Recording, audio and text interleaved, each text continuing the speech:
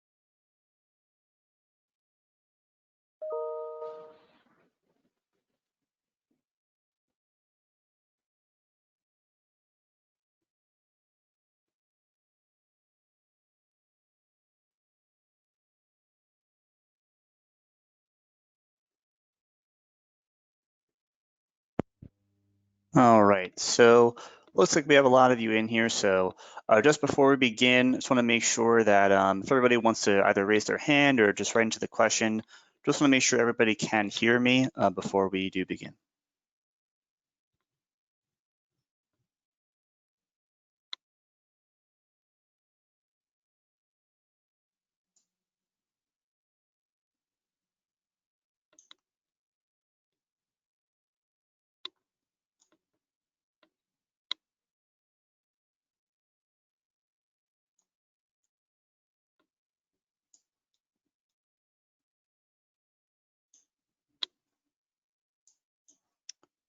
All right, perfect. So I do see a bunch of hands coming through, everyone raising them, so I appreciate that. All right, so we'll get underway. As per usual, any questions you have, feel free to type them in. I'll do my best to answer them throughout, or if I feel it's something we'll cover more a little bit later in the call or towards the end, I'll address it as soon as I can. All right, so with your schedule, right, the whole basis of the schedule here, and this is just a test account we have. So for example, in this schedule here, we have a few trainers here, much like you would see at a gym or maybe a personal training facility. We have a few studios here. We even have some fields. You might see at a baseball facility or a soccer facility as well. So, for the schedule, first off, you're really putting on here either specific individuals or instructors that are able to, book themselves on the calendar and control what they're offering throughout the day. And then beyond that, you have your venues, which would be a field, a studio, maybe just an open gym. It could be, pretty much anything where an event or a training or a class or lesson could take place at the facility. All right. So first thing here, to set this up entirely, right, to even put these resources on here, all right, we are going to administration. Right from there, we are working our way down here to location and trainer setup. And then we go right here, we click on the link. This will have the name of your facility, whatever that may happen to be. So we'll click on that here. All right. Now on this page here is where you typically see a lot of your logos. You see also some of your location content info here. But when you go all the way down here towards the bottom, this right here, and in this case it's a green and yellow section, this will change colors based off what the theme is on your account. But this is where we enter in our trainers, such as our instructors or employees, and we also enter in our venues, such as studios or rooms or any fields we may have at the facility, right? So in order to be able to enter in a trainer or any sort of venues you may have, you have to first start with a schedule group, right? So think of the schedule groups as almost parent headers, right? For example, I have trainers here as a schedule group. That way, when I enter in my actual trainers at the facility, I'm able to put them underneath an umbrella, able to put them underneath a category on the schedule itself, right? Same thing, I entered in studios here. So that way, when I go to my venues and I enter in some of these studios here, or yoga, hot yoga, or snoga, we have those areas there. Everything's underneath one umbrella. That way, they can be booked together, but they're all separated, makes things more organized, right? So let's go through a few other examples. So let's say we go back to schedule groups. Now, let's say at this facility, we also have maybe some basketball courts, or we have some volleyball courts, right? So simply in here, I could enter in courts as my schedule group. I'll add that in below, right? And once you do that, we now have one entered in down here. But on the venues now, I can click on this. And from here, I can now go ahead and maybe enter in basketball court 1. If you want to shorten that, totally up to you. I've seen some people, I've seen variations, b-ball court 1, or however you want to go about, that's totally fine. As long as you understand it and your clients understand what it will be saying, then however you put that on there, totally up to you. So we'll put basketball court here for now. So we can do basketball court 1. Another main thing to be aware of when you enter in these venues, if I enter this in right now, it's going to be in here as a trainer, which of course is not the right place for it. So just be careful when you enter this in, hit the drop down, I'll choose courts, and I'll hit add venue. If you of course enter it in, to the wrong section by accident, not the end of the world, you can add it in here. You always have the edit pencil here, and you can hit the drop down and hit courts from there. So you can always make any changes there, just as most things else in the system. So we have basketball courts there. Maybe we put in some volleyball courts as well. So it's really just the main thing here. Make sure they go underneath, the right section on the calendar. That way you have everything properly mapped in the system. All right. So we have those down here. We add those in. As far as the schedule groups, enter in as many schedule groups as you think you might need. There are no limitations on that. As far as your venues and your trainers, right? The terminology for the venues and the trainers, we call those resources. You were entering in resources on the calendar. Now, depending on the plan you signed up with EZF Facility on, you were always given a certain amount of resources. So if you go through here, you keep filling in more venues and more trainers, and it eventually gives you a message somewhere near the top of the page saying you have run out of resources, you have hit your license. Just reach out to our support team or reach out to the account manager. They can go over how we can enter on more resources for you on the account in the event you end up needing more in the system. All right, so always reach out. We'll always help you out in any way we can. So I've entered these in down here. If I simply work my way back up to the top, I go into the schedule here. I now just see those down here towards the bottom, and you do see those get cut off a bit, which you could then, of course, just jump back out here and maybe shorten that in some way, whatever way you feel is best in the system. All right, so that's the enter those in here for the venues. As far as your trainers, right? As far as the trainers here, simply entering these in, and you also notice here some of these trainers and instructors we have here, they have certain commissions and they have certain rates entered in here accompanying them. So for example, we have Scott Jones here, right? So it looks like Scott Jones maybe gets, a certain commission. He gets 15% based off every session he completes on the calendar with a few clients, or maybe it's one client, whatever the case might be. So you can always enter those in here as well. The one thing to keep in mind here, right, when we entered Scott Jones in, some staff member, maybe it was the manager, the owner, whoever it might be, they went in here, they entered in those numbers for this trainer, right? So if we entered in 15% commission here, that means regardless of what session Scott Jones completes, he's getting 15% no matter what. So whether he completes yoga or he completes some sort of a Zumba class or a baseball class, whatever the case might be, even if it's a lesson, he gets 15% no matter what. So if you need to go ahead and specify that, just to point out here, you do have service specific. Click on that pay coin there. So you can jump in here and specify what the trainer gets for each session they end up completing. So for example, I could hit the drop down here. I can maybe choose yoga.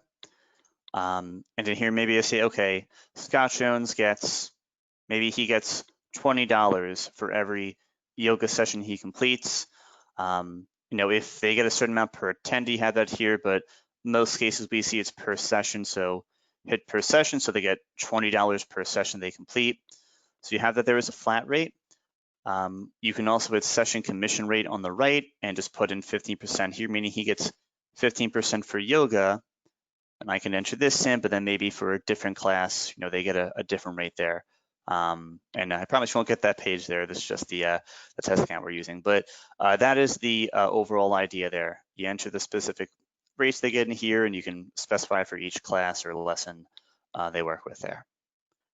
All right, so feel free to utilize that there. That's some of the hidden features here in the resources and the venues. I'll also add one other piece here. So with your venues, there might be cases where you end up having, like for example, we have the basketball courts and the volleyball courts, right? Maybe at your facility, you have one full basketball court, but that could be broken down into 2 volleyball courts, right?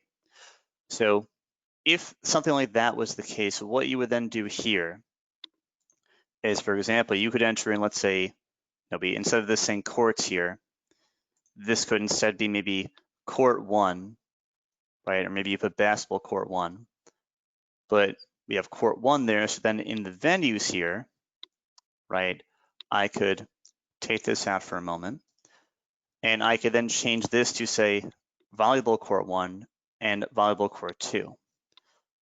And I'll show you what I mean by that.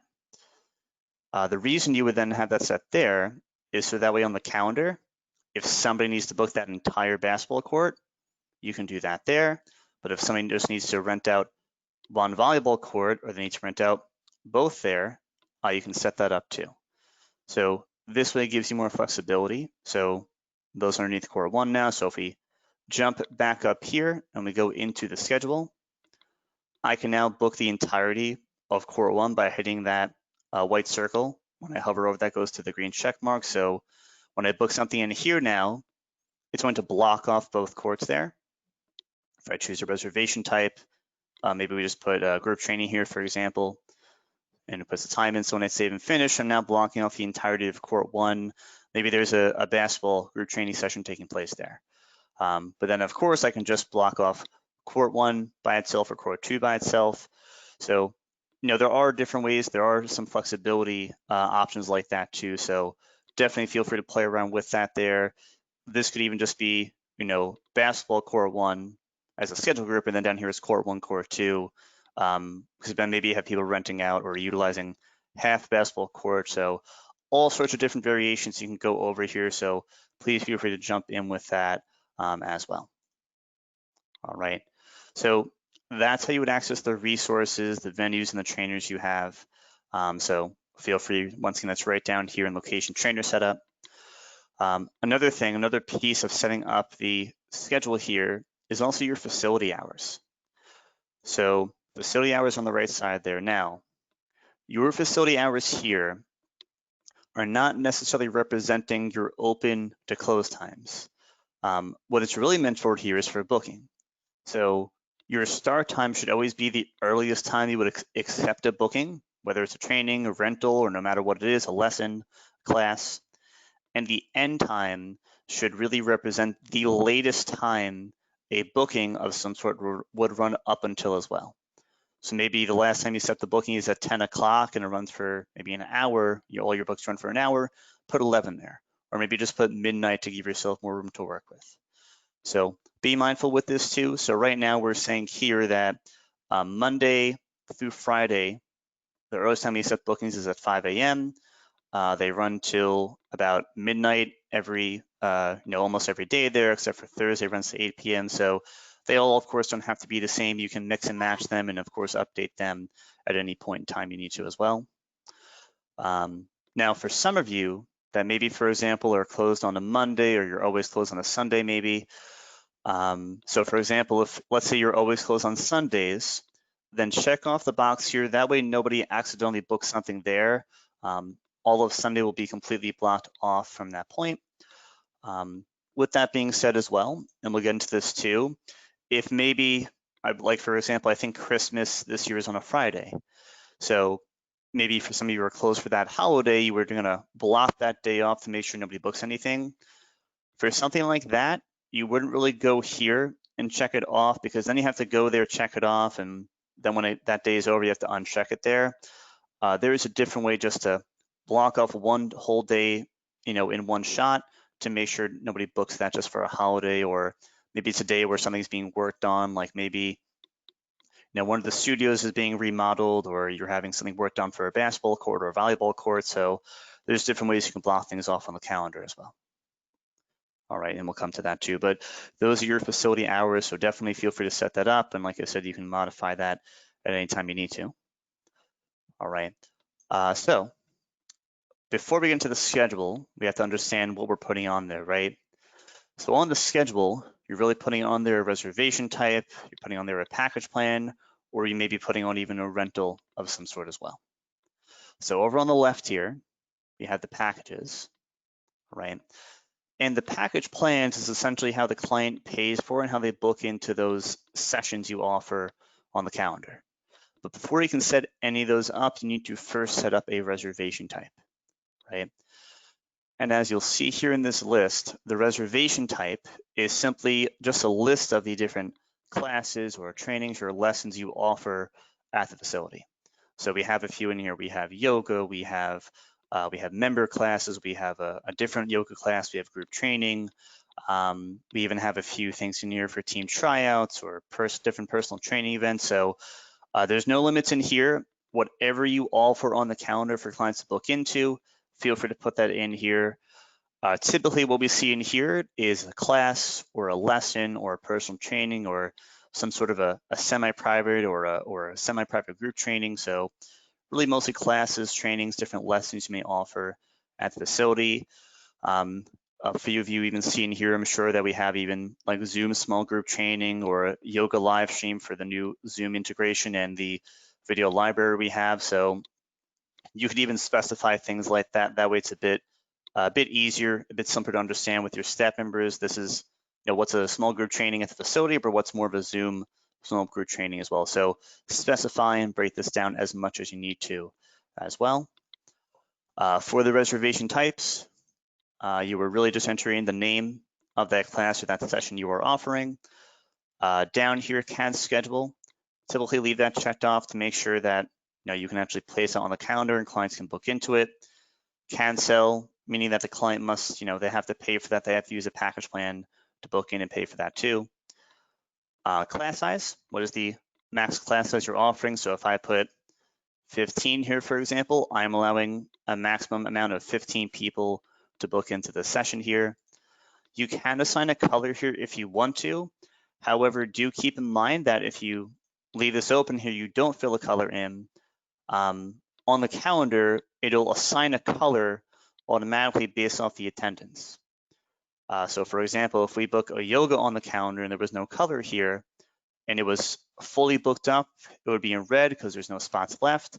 If it was completely open, it would be in yellow because it's fully available for people to book into. And there's different colors based off, if it's somewhat filled up, but there's other spots remaining. So I'll show you that color legend in a moment as well. From that point, for those of you that may be using the MemberMe Plus application, the reservation category, this so you simply go in here and you choose a category. So if this is maybe another personal training I'm offering, I'll choose personal training and I'll put that in there. This is simply how you set up MemberMe so that when I put maybe this personal training on the calendar, it will also appear on the application underneath its own category as well.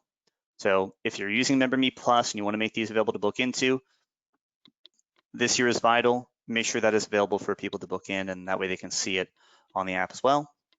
Do have subcategories if you need to break it down further. So where this could be personal training, and then maybe a subcategory is, personal training for a half hour, personal training for an hour. You can break them down further on MemberMe as well.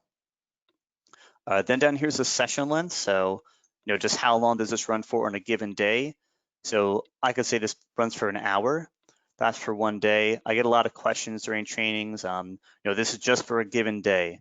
So if this is maybe part of a series of classes that runs for a total of 5 hours, you're not putting 5 hours here. You just put 1 hour because it's 1 hour on every day during the week, adding up to a 5-hour event. So be mindful with that. On the right here, you have your intervals. In this case, this schedule appears in 15-minute intervals. So that's what we have: 15, 30, 45. That may vary based off the intervals you have in your calendar. The intervals can be all the way at 30 minutes to an hour, and they can be brought all the way back down to 5 minutes or 10 minutes, 15 minutes. So if you ever need to change that, feel free to call your account manager, contact the trainer, or call the support team. We can always modify that for you as well. All right. But then down here, defaults allow free bookings. Really, the only time you would check this off here is if this was a free class. And in a sense, they don't need to package the booking. They're not paying for this. I know a lot of clients do some sort of an open gym type of event. So you could just put this on the calendar and clients would book in for free without charging them, or maybe it's an open court time. So feel free to utilize that there. But otherwise, if you want to make sure that they pay to book in, pretty much leave this left alone, leave it as is. All right, so that's the reservation types here. And I'll bring you back to the schedule for a moment.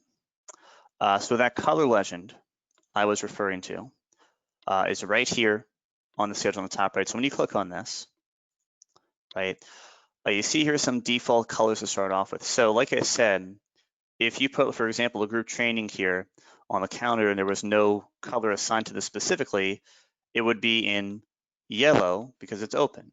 There's nobody booked in. It's completely wide open for people to book into, hence why that's saying 0 booked, 20 available.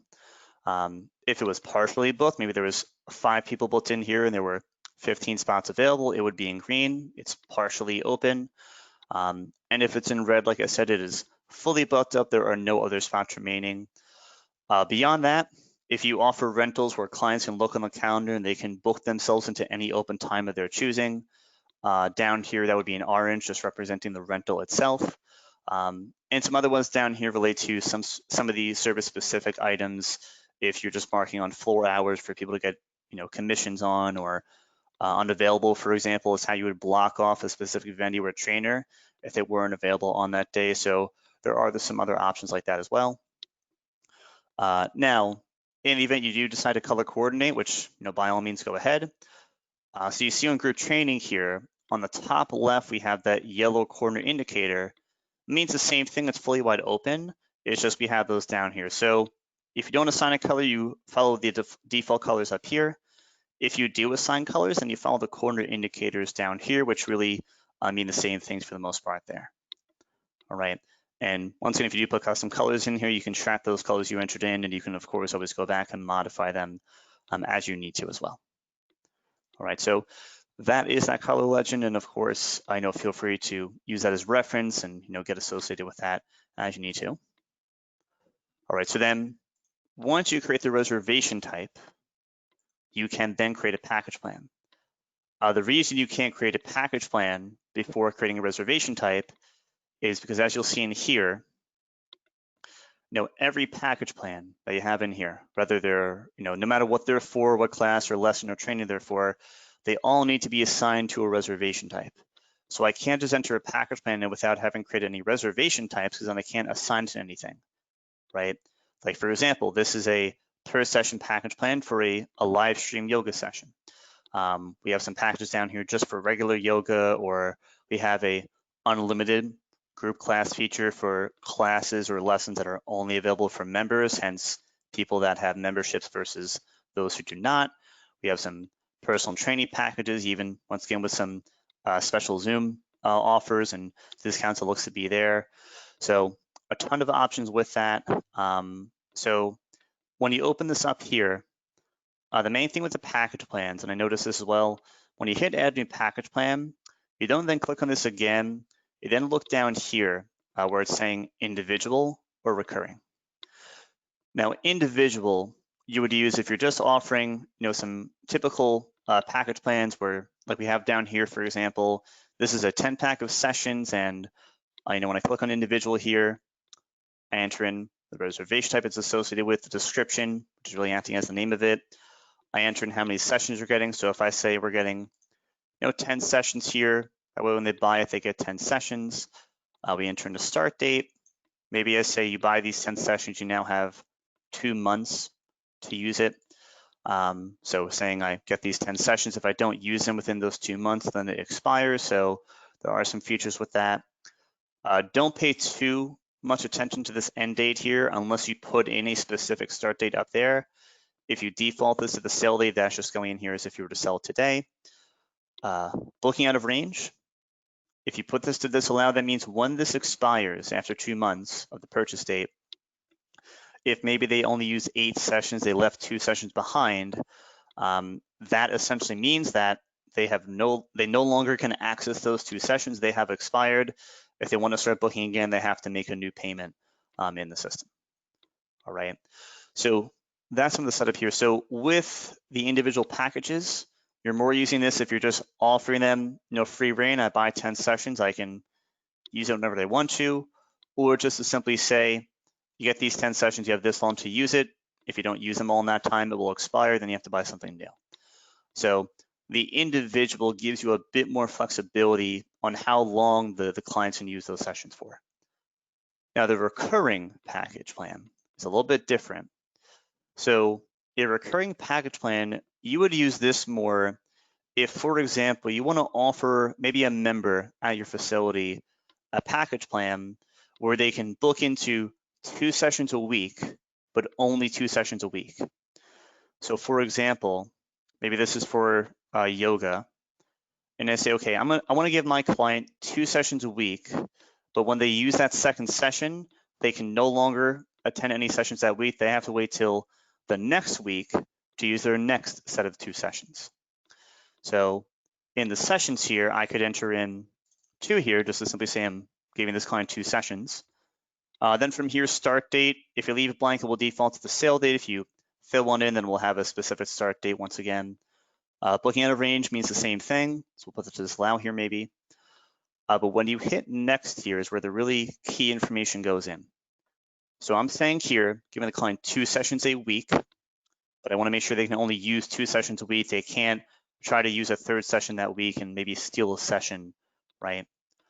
So what you would do here is in the recurrence pattern, I'll bring this down to a weekly. So maybe I'll say, back in the details, I gave them 2 sessions. So they get 2 sessions every 1 week or every week. Then down here for maybe say, and after, let's say, maybe 10 occurrences, I'm then saying this client can use 2 sessions a week for a period of 10 weeks. So this wouldn't expire at the end of every week. In this example, it would expire at the end of the 10th week of this package plan. So that's how you more control how many sessions they can use in a week or in a day or in a month or even in a year if you need to control that too. I know I see a lot of clients as just an example to show you guys here. A lot of clients will have members there and they'll say you can maybe only use 2 sessions every week for the year. So if that was the case, I would then put in 52 occurrences because we have 52 weeks in the year. So 2 sessions a week for 52 weeks covering a year. So if you had a yearly membership, you can map it up like that. If you had a monthly membership, then you can maybe put in 4 weeks or 5 weeks or a weekly membership, you can always control that there. So feel free to go through this here. It's especially helpful once again if you need to control how many sessions a client can book into or attend on a weekly or daily or monthly or yearly basis, whatever that may end up being. So definitely set that up there. When you go to billing here, For an individual package plan, when you put the fee in, it's just going to say what it says here, per session. So if I, for example, had to put 20 here, that means I'm paying $20 for every session I book into. If I put per package, that means I'm paying $20 as a whole for this entire package plan, all the sessions, all the weeks that are included in this case here. Always recommend default invoice option here. Always check this off here, whether you're doing multiple invoices or single, because otherwise then if you don't check it off here, you'll have to check it off every time you sell it as an in-house payment. So it just saves you a step here going forward. And then down here you have installments. So for an individual package plan, they're either paying you right away or they pay you based off every session. However, in here, you can control the installments for a recurring package plan. So maybe they just pay you one time, it's a single payment, they pay you once and they're done. Maybe it's every recurrence, every time they attend that session at the facility, or every 1 week they pay you, or they pay you every 2 weeks. If I had put monthly there, we would then see, every 1 month, every 2 months, so, or every year, see every year, every 2 years. So there are a lot of ways you can control the payments there and how they pay you for these as well. So definitely feel free to modify this too. Sell online, you control, are they paying you in balances or paid in full? I always recommend paid in full to make sure they pay you the full amount right then and there to make sure they don't pay you nothing today, then they're not forced to pay you again with allowed balances. So you have that flexibility there. All right. And then of course, once you reach the summary, that's really just reviewing everything you've entered in. So, and I'll actually add one last thing here. So for a recurring package plan, since we enter this in, it's going to basically renew itself every week for 4 weeks. It just tells you here, if we sold this today, it'll start today on June 4th, then it would renew again on June 11th and the 18th and 25th, essentially every Thursday going forward for the next couple of weeks. So it'll always tell you that there. And of course, if this does not look right to you, you can go back and modify it when you need to as well. All right, so once again, enter in as many package plans, enter in as many reservation types as you need to. Especially if you have a lot of different variations, you have a lot of different levels of class. Maybe, for example, there's a regular yoga, then there's a hot yoga, and I think there's even a snoga it's called, I think now. So if you have different variations of different classes you offer, there's different tiers of classes, and they all have different prices. Enter in a package plan for each price there. If you have different tiers, but they all are the same price, then you could create one package that they use for all of those levels there, since they're the same class. So, enter in as many as you need to here, enter as many variations as you need to. Sometimes the best thing to do is enter in multiple options there, then see how it plays out, practice with it, see how it would operate for a client and see how it would operate for you and your facility here as well. All right, so that's the package plans and the reservation types. Now, once again, the reservation types are meant to be put on the calendar. You put those on the calendar yourselves, then the clients see them. So you're essentially showing them what you're offering on a daily basis at the facility. Now, the rentals would be different. So we have the rental rates and the rental types here. So with that, this is more where a client can look on the schedule. And for example, if I looked on the schedule today, I see, for the most part, Studio B is pretty much wide open here. I could then look on the calendar, or whether it's with someone at the front desk or on self-service, and I can just choose any time here since everything's open, and I could book that for however long I would like to as well, right? So first thing with the rentals you want to set up, I always recommend set up the rental rates, put in the pricings you're offering, because essentially whatever rental rate you should put in, whatever rental rate you have in, there should be a rental type for it as well. So we have a core rental here, right? We then have a field rental. We have rental combined, maybe if they're combining 2 resources.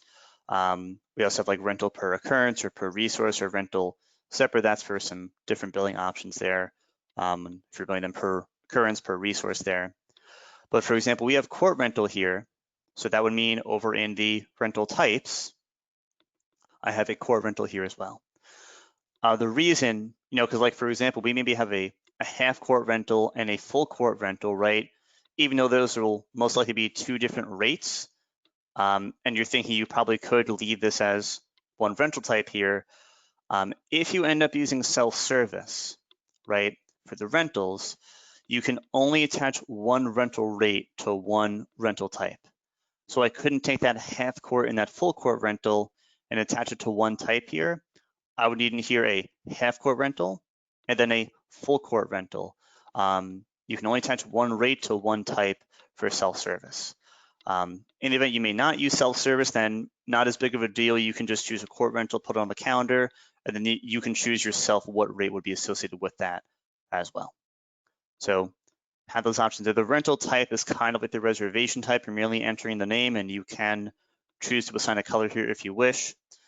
The rental rates in here, like we have the core rental there, so maybe I'll modify this here. We'll put this as a, let's say a full court rental, for example, and I'll update that there. So then maybe we're also entering in a half court rental. So in here, the label, I recommend have this just simply matching the rental type. Whatever the rental type name is, have that matching here. That way everything is as clearly identifiable as possible. Anything you type in the description is just extra info, mainly to be seen by you and your staff. So if you have extra information you need to put in there, maybe what you refer to as a half court is maybe different from other facilities, or you are maybe saying they can only use this half court if you decide to rent that out. Any extra information type in there, you have plenty of room to work with. All right. Then the rate down here, so maybe we say where this was $75 per hour, maybe a half course $50 an hour. So I can put that rate in here for $50 an hour there, right? And then down here in calculate quantity, it's saying per hour, so that would be okay here. And then down here, I could also change it to per occurrence. Maybe I'm not billing them based off the amount of time they're there for. I'm just basing it off the booking they make. I'm just charging them because they book something in general. Down here, when renting multiple resources, so where this is saying calculate quantity once only, if you have this checked off here, what that would mean, all right, is if, for example, maybe someone's going in to rent out 2 half courts. One is for himself and a few friends, and he's renting it out for another set of friends he has there as well. So if that's on calculate quantity once only, and I'm renting out both court 1 and court 2, then that would mean you're charging that client $50 an hour for both courts there, right? Just as a whole payment. However, if I switch this to separately for each, that would mean that since we're utilizing both court 1 and court 2, that means that we're charging $50 per hour for court 1 and $50 per hour for court 2. So that all depends on how you offer the courts there, how you want to charge it. No right or wrong way to do that. No, either decision there will work for you, all dependent on how you want to operate your bookings there in the facility. Beyond that, down here lastly is number of items. So number of items, this gets into once the client makes the payment, how is the invoice, how is the billing item going to appear for that client? What information will it mainly focus on? What will it show? So for example, if we go with combined, that's just going to combine everything onto one invoice. It's going to show the occurrence, it will show the time, it will show the resource that was used, the client, it will put all the information onto one invoice. If you go with per resource, for example, and let's say we had booked both court 1 and court 2, that would show the billing for court 1, it would then show the billing for court 2. So it would break it up by the resource for the billing. Per occurrence would just simply show the billing based on every day. So if we book this as a 1-day rental, then it will just appear as a simple single invoice. But if we had gone ahead and we booked out maybe every Thursday for the next 5 weeks, all 5 Thursdays there, for example, would be on one billing item, but you would have 5 invoices representing each day in that system. So once again, no right or wrong way to view this here. It's just dependent on what information you would really like to see, how you would like to advertise this to the clients when they even look at the invoice themselves. And if you go with separate, that would really combine the occurrence and the resource. So it would start off breaking down by the day, and then it would show you the resources that would both break the billing down a bit further there as well. So I definitely recommend to go through those options. I see if a lot of people go with a lot of recurring bookings, then A lot of them will either go with per resource or per occurrence. Other facilities that I see maybe just don't do a lot of recurring bookings. They just do single bookings on a daily basis. Then maybe you can just go with combined, or maybe you go with separate, just to simplify it a bit more. But once again, no right or wrong way to have this appear. It's just whatever you are most comfortable with showing to the clients and to the rest of your staff there as well. All right, so we can add this one in here for now. All right, so if we now go to the schedule, right, how do we put these bookings on here? How do we control the bookings? So if you, let's say, just start off with a simple yoga session, right? So if we're just booking a yoga class on the calendar, right, choose your venue first. So let's say we just go with the yoga venue here, right?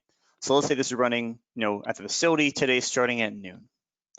So you don't have to highlight this here to book it. This is more if we're combining resources, but you certainly can if you'd like to just make sure everything lines up. So I'll click on that 12 noon spot there. And we see here, we have the option for session chosen.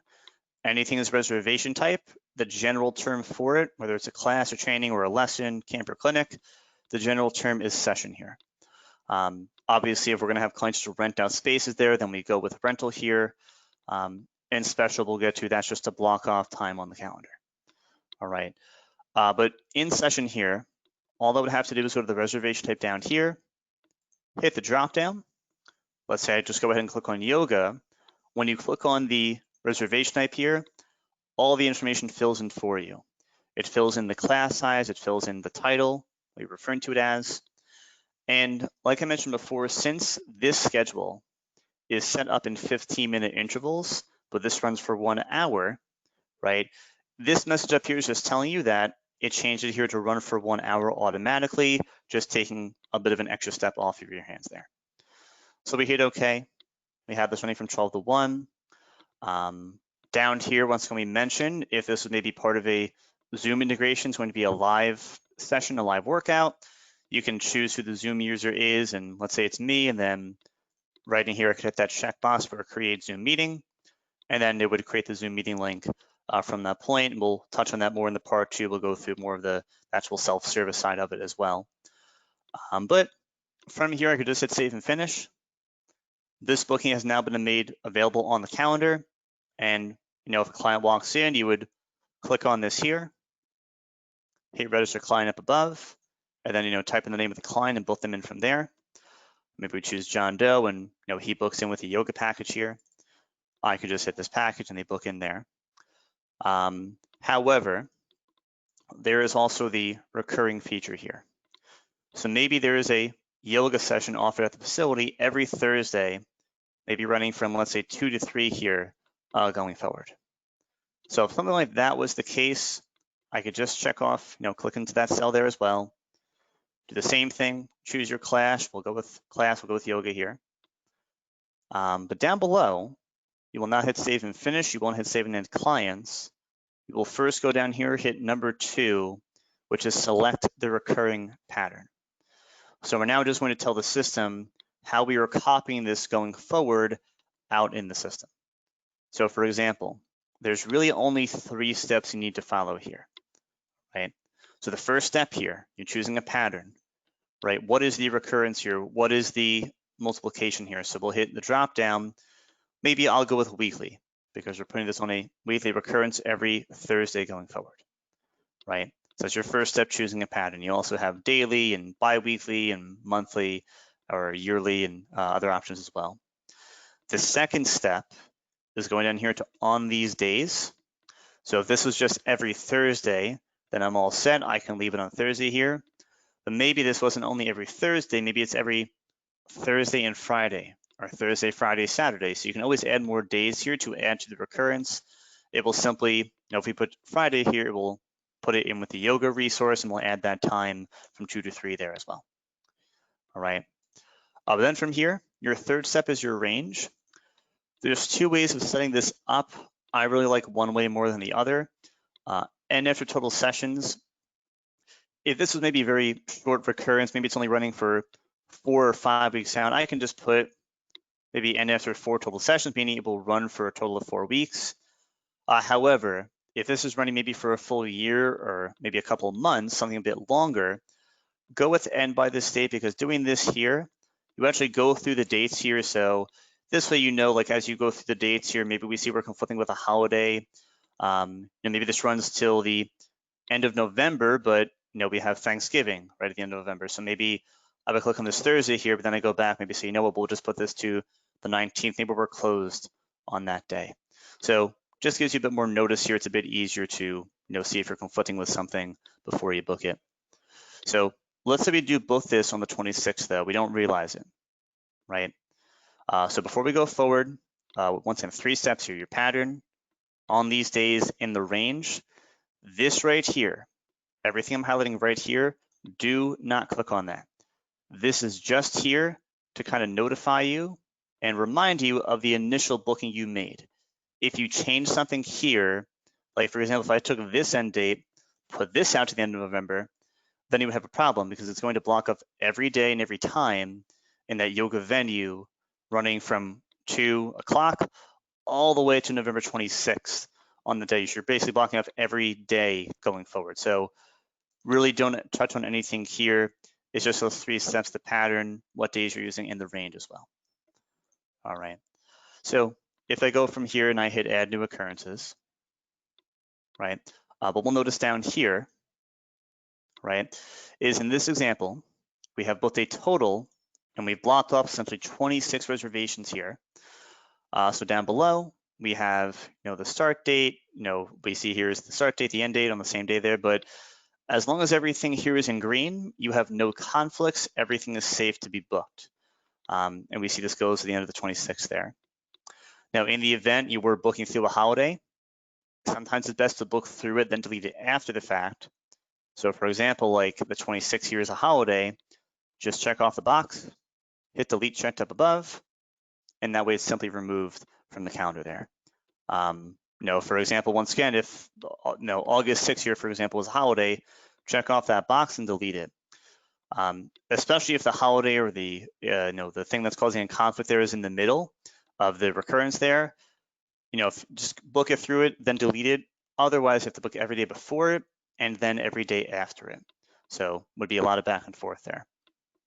So feel free to do that. But from here, we would click on save and finish. All right. And then from here, we see that this session has been booked. If you notice, next to yoga there, it has those black arrows going in a circle around each other. That is just simply telling you that this particular reservation is part of some sort of a recurrence on the calendar. So I could click on that here, and I could go to link reservations. I see everything tied to that one booking from there. All right, so have those options, and it says 24 reservations. If you want to see everything from here, just a clear filter on the right, and it shows everything from there. So you can now go back in here and make some modifications as you need to as well.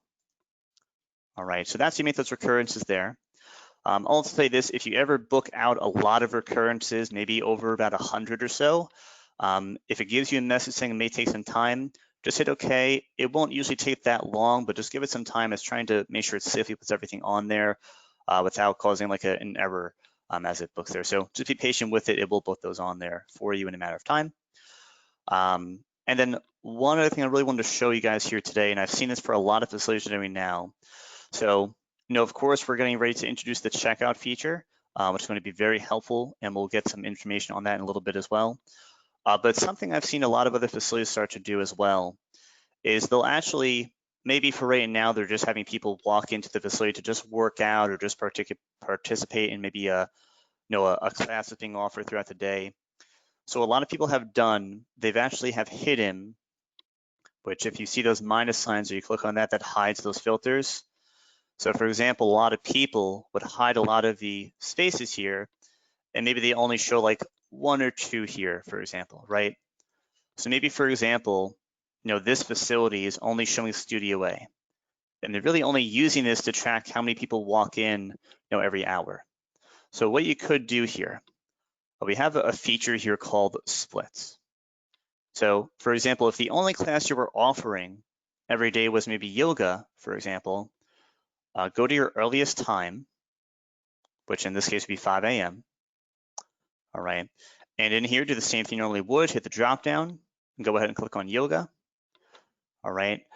From here, over towards the right, what we now want to do, we want to basically put on 1 hour sessions basically created throughout the day. So like we have the start time here at 5 a.m.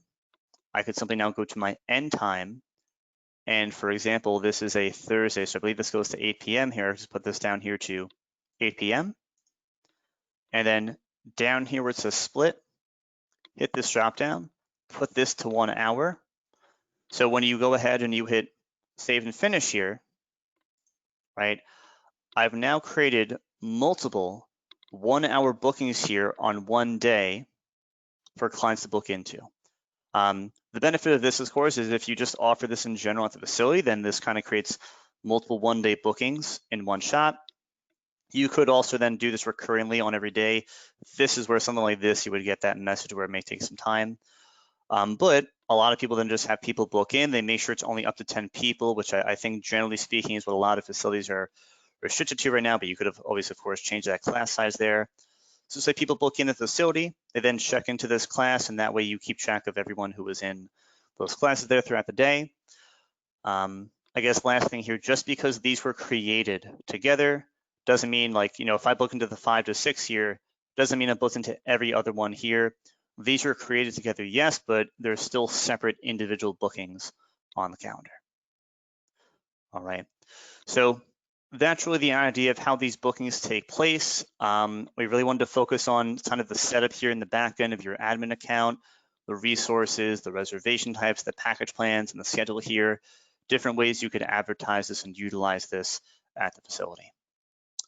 All right, and I guess one last thing here, for those of you that maybe have trainers there, or for those of you that just need to block off a venue or a resource of any kind, let's say, for example, Frank Doe here, right? Frank Doe is out today. We want to make sure nobody accidentally books something with him when he's not there, right? Simplest thing to do, once again, go to your earliest time, which is 5 a.m. Once in the latest time here, well, actually a little bit later, but what you would do here, go to your earliest time. You were not going to session, you were not going to rental, you were simply going to special here.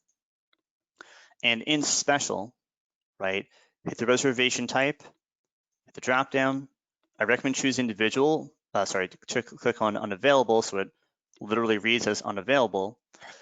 And then from here, take your end time. We'll put it maybe to midnight here, it's the end of the day. So this way, Frank Doe's resource, this space on the counter here, is entirely blocked off, it's completely grayed out. I can click on this, of course, but I have no way of going around it and booking in there. So that's how you would block up anything on the counter that shouldn't be booked, or maybe it's closed down for a day, or quite frankly, if let's say we go to Sunday, for example, right? Maybe Sunday is a holiday, we need to block off everything. You could highlight everything here and just gray out the entire calendar to really block off literally everything you offer throughout the day there. So you have options like that, and certainly feel free to do that as well. All right, and you can also mask unselect them up here, and you can go back and forth with that up here as well. All right, I do see a question coming in here. Let's open this up here.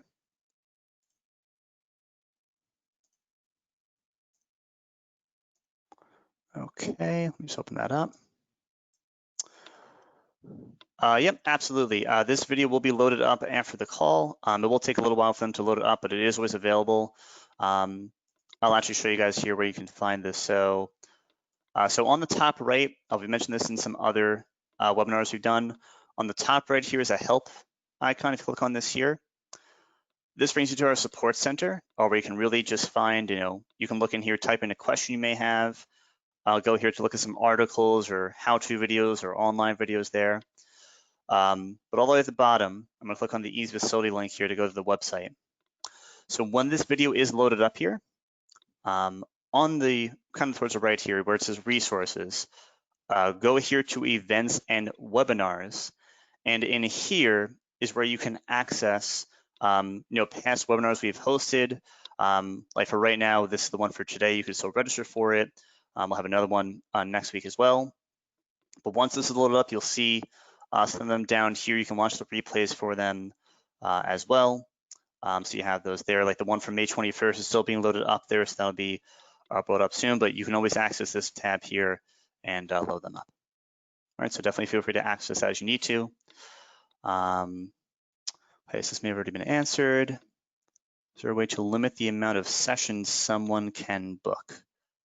Okay, so if you need to limit the amount of sessions someone can book, you just need to make sure in the package when you give that client, if you say that they can only book 4 sessions a week, then make sure you give them 4 sessions and set the package length to be for 1 week. That way they can't book any more than 4 sessions in a week or in a month or something like that. So to limit the amount of sessions they can book, it's really all about the package plan and making sure that you give them the right amount of sessions that they're able to use and set it for the right time limit there as well. All right. Okay, then can you walk through how to set it up so a customer can book a field rental on their own, reserve pay online using self-service? Okay, so book a field rental. Okay, so booking a field rental on their own. So today we wanted to focus more on the in-house portion. The webinar next week is more of that second part there. That's when we're going to go through self-service. And we'll go through more of the options of how the clients can book the field rentals on their own. We're going to go through a fully operational account where they can book things and book into sessions you offer there as well. So that would be more next week, but certainly we have past webinar videos on that if you'd like to access that, from here as well. We did a few self-service webinars there too, so we definitely did cover that in there, but absolutely, well, that'll be more of a focus for next week. All right. All right, so at this time, please pour in some questions you guys may have. I'd love to go through a few questions for the next couple of minutes here. Then I'm going to have my associate Greg jump on. He's going to go through a few things about some of the new features we're working on going forward as well.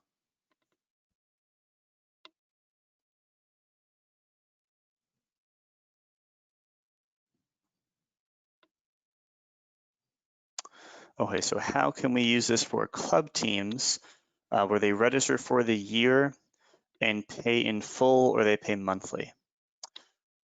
Okay, so for club teams or any teams that belong there, what I usually recommend if you're more saying where they pay you like a monthly rate or they make one full payment for the year, the easiest thing for that I recommend, typically set that up as a membership, right? Especially if it's monthly. That way they pay you through the membership and you can either attach the package plan to the membership so they have access to it. Or what you could also do is just create a package plan that runs for a year. Create a package plan that runs for a year or just runs on a monthly basis that auto renews and give them the appropriate amount of sessions there.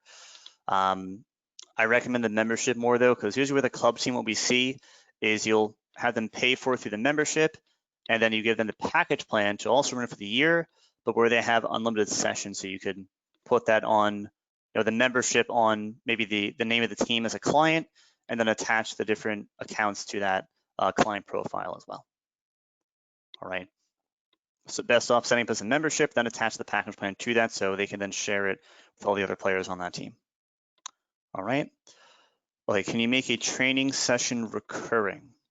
Okay, yeah, so you can create a recurring training session, which would just be what we did down here, like we did for yoga down here, for example. We had gone ahead and we booked we made that booking there. And then we see the link reservations. We can see all those recurring bookings there. So in here, how you would start to do that is you would choose a resource here, like let's say Studio A at noon here, and then you enter in, let's say, personal training here for a half hour, let it fill in all the information for you. Then down here, you go to select the recurring pattern. And from here, you choose your recurrence. Is it weekly? Is it daily? Then down here, you choose the days you're using. And then in the range, you choose how long it runs for. So absolutely, you can do that whenever you need to, whenever you think that would be most helpful as well. Absolutely.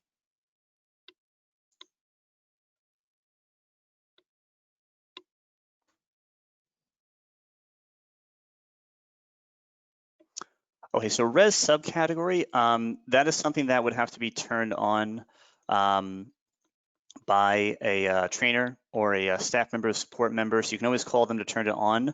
The MemberMe Plus application is initially set up by our staff here. So if you want that turned on, just feel free to call support. They can activate that for you when you're ready. All right, something has to be activated for you in the back end of the account.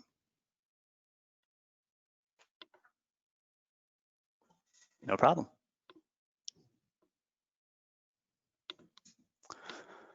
All right, so we'll leave a few more minutes here for some questions. I don't know if make sure I didn't miss any here.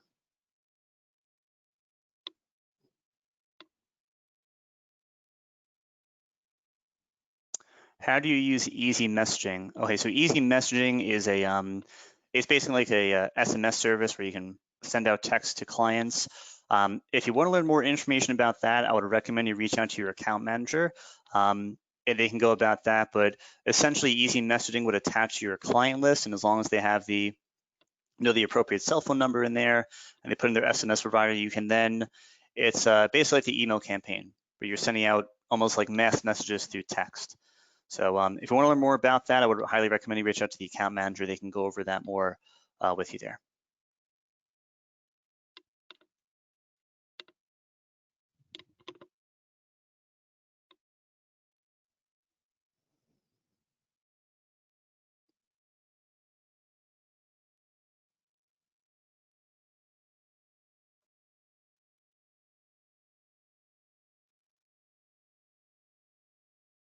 Okay, and okay, so can I put the same client for the reoccurring session? We have clients that come in. Okay, yeah, so you can book a client. Let me go back to today. You can book a client for a reoccurring session. Now, here's the thing with that. If I click on yoga here, and I go to register client, and let's say I type in John Doe again, right? So this is a yoga class, right? And John Doe has a yoga package here. So when you go in here, choose a client, it shows you down here what package plans they can use. So towards the right, if I hit this package, it only books John Doe for this one day, June 4th. If I hit all sessions here, it would then book John Doe into all sessions there. Here's the thing with that though. John Doe only has 3 sessions, so really it would only book him for 3 sessions officially. The other 21 sessions there would mark him as reserved, basically putting him in there as a placeholder. So you can do that here, and I'll show you. It'll give you this message here. So it's going to say that he only has 2 remaining sessions there, or I guess he actually booked 1 there. But so it's saying the last 22 sessions will be booked into with the status of reserved. What that means is that he's just there as a placeholder. If somebody else wants up to the facility and they want to book in over him, they'll have the ability to do that since they're booking in with a package plan.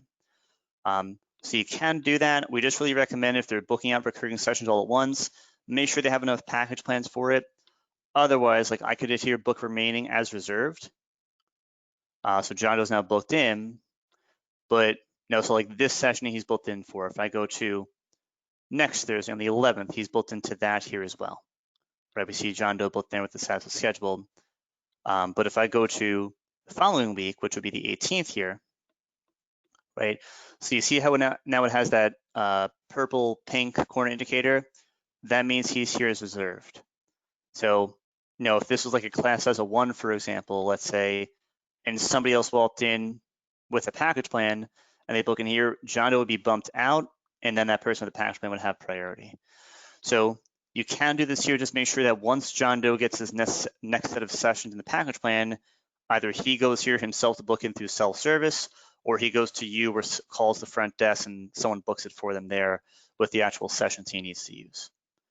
All right, so absolutely can be done. Just make sure they have the appropriate number of sessions to book in with.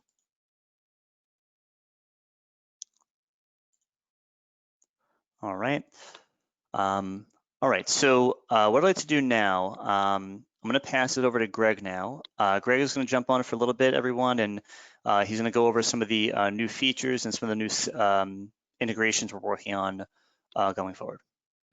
Thanks, Mike. Are you able to hear me? Just want to make sure. Yep, I hear you.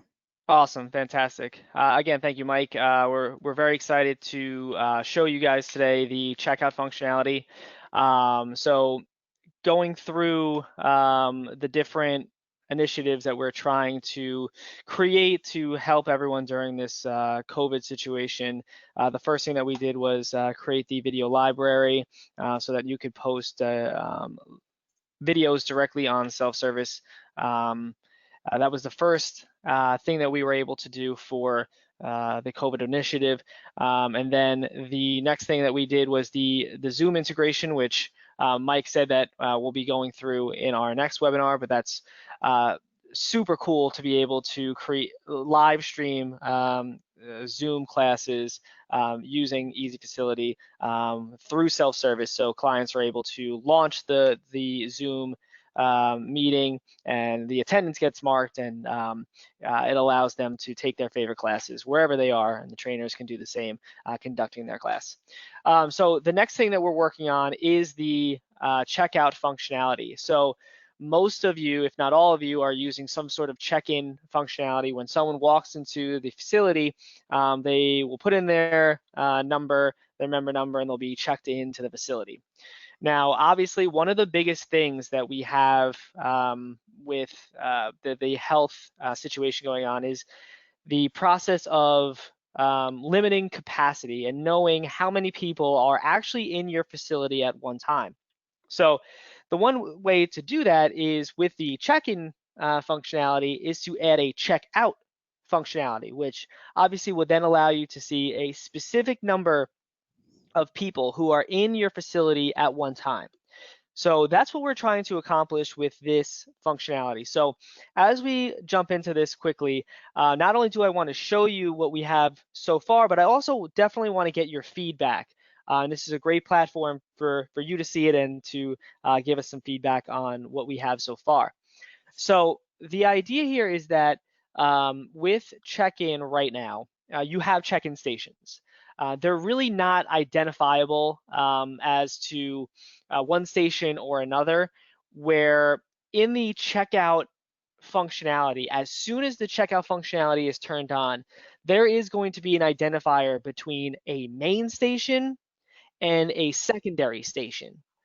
And the thought process behind that is the main station is going to be anywhere where someone is walking into or out of the facility in general. So main stations can be many different stations, but ultimately they're all going to incorporate into the total number of who is in the location. So Mike, actually, if you could go back to the old school settings there, Yeah. Mhm. and click on the checkout toggle. So that would be able to turn on the checkout feature. Now, kind of ignore the grid for the look and feel. It's not going to look like this. This is a mock-up, so it's not going to look like this specifically, but the general idea is here. So when we turn on the checkout functionality, what you'll see is there is now a main column. So underneath the check-in stations, there's check station name, and then there's default, and then there's main. So the main station, again, is going to be the places where your clients are going to be walking into the facility and walking out of the facility. So if they are checking in initially at the front desk, that's going to be main station. The side door is going to be main station. The back door is going to be main station, so on, wherever people are physically entering or leaving the building.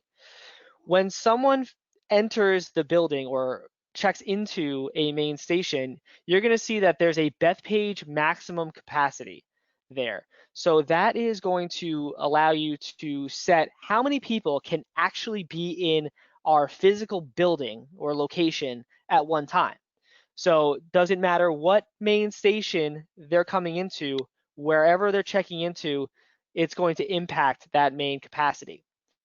Now, you'll also see that there are non-main stations. So those are going to be areas in your facility that you want to keep track of how many people are in that specific location within your facility. So you have Studio 1, Studio 2, Fitness Center, so on. So the thought process behind that is that, Studio 1, maybe you can only have 20 people in Studio 1, but, in the facility as a whole, you can have 250. You're just limiting how many people are in that one space within your location. So they can check in and out of those substations during their time at the facility at one time. And then when they check out or leave the facility, they'll be checked out of the building completely. So I just want to throw out some of these settings as well that we have come up with. And again, looking for feedback to just make sure this is something that you all will utilize. So the top setting there states enable automatic checkout at location close time.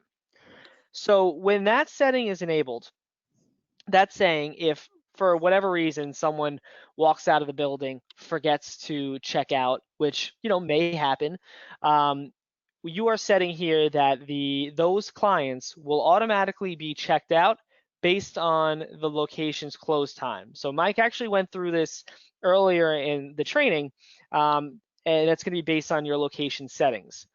If that setting is not checked off, so it's open, that is going to allow you to say, we're going to automatically check out the clients 24 hours after they've initially checked in. So those are basically your two options. So if people forget to check out, you can either have this setting turned on and they'll be checked out immediately when the location close time hits, or if it's not checked, then it's going to be 24 hours after the initial check-in. Below that, you have allow check-ins when the location has reached maximum capacity.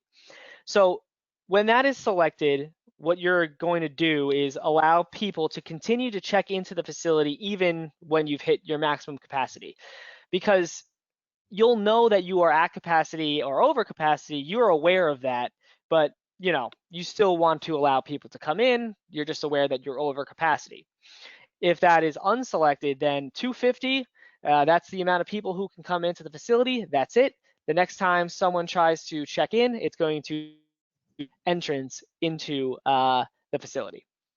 And then we have allow check-ins when any station has reached capacity. That's really going to impact the substations.